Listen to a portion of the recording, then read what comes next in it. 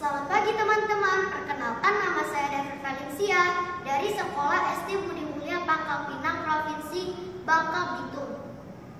Hari ini saya akan mendongeng tentang kesedihan hati sang ratu. Cerita tersebut berasal dari daerah Bangka Utara.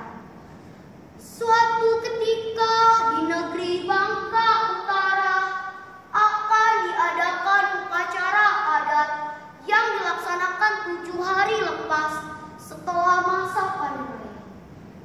Upacara adat tersebut merupakan salah satu ungkapan syukur dan terima kasih kepada Tuhan Yang Maha Esa atas berkat dan karunia hasil panen yang melimpah ruah. Semua orang menyambut dengan gembira upacara tersebut karena upacara tersebut merupakan salah satu ajang pertemuan bagi semua orang. Semua orang akan berbondong-bondong pergi ke lapangan terbuka untuk menyaksikan miniatur rumah adat. Rumah adat tersebut akan diisi dengan berbagai macam alat berladang seperti sabit, krek, parang, prak, cangkul, cukcak, dan alat berladang lainnya. Di sana juga ada lesung batu beserta alu yang biasanya digunakan untuk menumbuk padi. Buk buk, buk buk, buk buk, buk buk. Batok kelapa sebagai wadah dan suya sebagai tempat untuk meletakkan padi. Di sana juga banyak makanan yang tersaji. Siapapun boleh untuk menyantapnya. Ibu-ibu, remaja-remaja perempuan akan menyuguhkan masakan terbaik mereka untuk para tamu yang hadir dalam acara tersebut. Satu hari sebelum upacara berlangsung, Baginda Hasyim ikut melihat-lihat persiapan upacara adat tersebut. Baginda Hasyim ingin mengajak Ratu Malika turut serta, tetapi saat ini Ratu Malika tak ingin diganggu. Ia masih bermuram durja. Setelah perbincangan terakhir mereka di taman istana, lalu Baginda Hasyim pun mengambil keputusan untuk meninggalkan Ratu Malika di istana bersama para dayang yang dapat dipercaya. Suasana di istana sangat hening. Hanya terlihat beberapa prajurit yang sedang berjaga-jaga.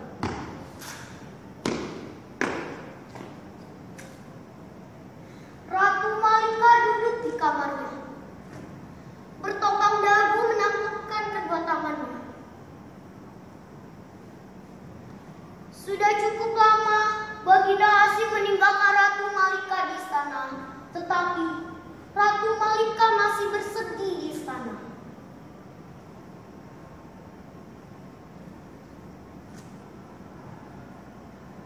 Pada saat di istana, Ratu Malika berkata kepada Dayang, "Dayang, bagaimana seharusnya? Apa yang harus kulakukan?" Setelah bertanya, Ratu Malika kembali bersedih.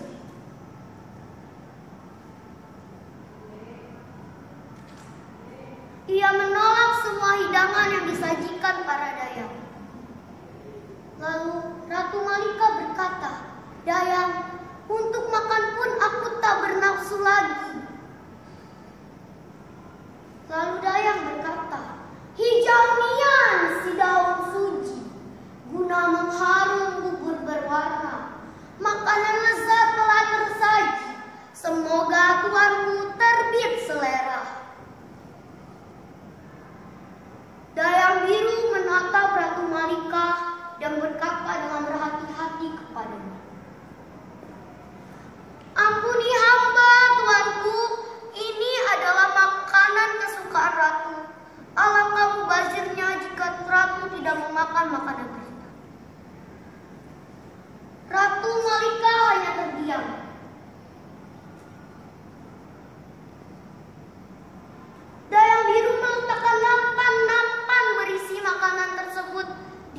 atas meja kayu jati. Ratu Malika hanya menatap makanan tersebut dan berkata di dalam hatinya, "Padahal ini makanan enak ya, kenapa perutku tidak selera?" Lalu ia memalingkan pandangannya.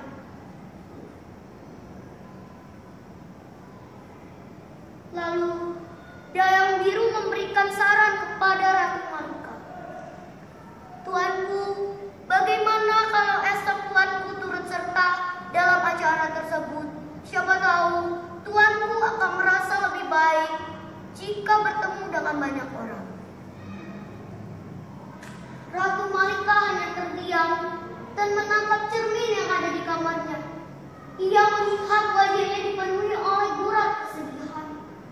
Mungkin suaminya pun tak kunjung melihat seperti ini.